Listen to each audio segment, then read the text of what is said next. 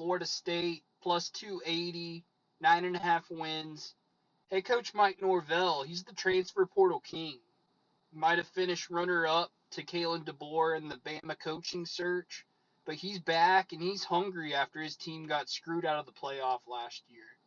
I think they'll play with an edge this year, and they just have a bad taste in their mouth with how things ended.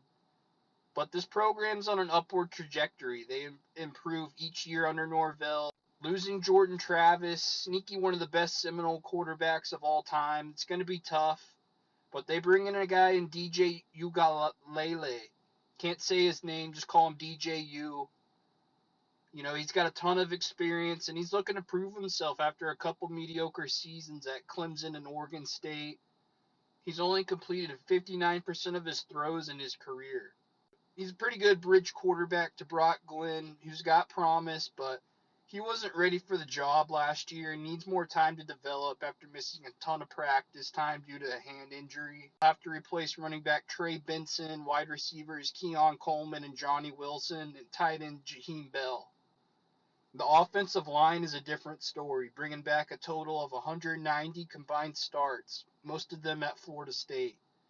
Darius Washington was first-team All-ACC a year ago, and he has legit NFL potential.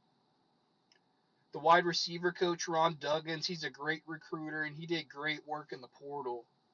They should be okay at running back, even if there isn't a prominent name in this group.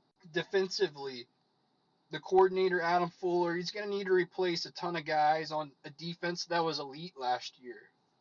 This is the only defense in America that allowed fewer completions than incompletions a season ago. You got edge Patrick Payton. He's staying in Tallahassee after entering the transfer portal this offseason. Looks like the collective gave him a pretty good deal to come back. I think he can make up for versus production. This is a guy with a lot of potential.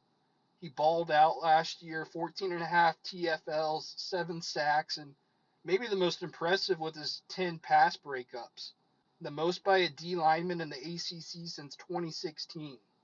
I love when the big fellas get their paws up and disrupt the passing game. I also love the addition of Marvin Jones Jr. at edge. He comes in from Georgia, and he'll look to follow in the footsteps of Jermaine Johnson, who had a similar path.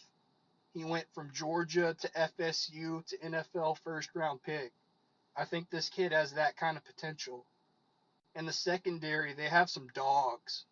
Fintel Cypress, another example of Norvell's elite transfer portal recruiting. He's a really good corner, had 8 pass breakups in 2023, and I think he becomes an all-conference guy this year. Shaheem Brown is a really nice safety. He isn't afraid to come up, make plays from the secondary. And when you take a look at the special teams, don't sleep on the Indiana transfer running back Jalen Lucas. He runs a lightning fast 4.2 40, one of the best kick return guys in the country. I expect some fireworks out of him, not just on special teams, but on offense as well.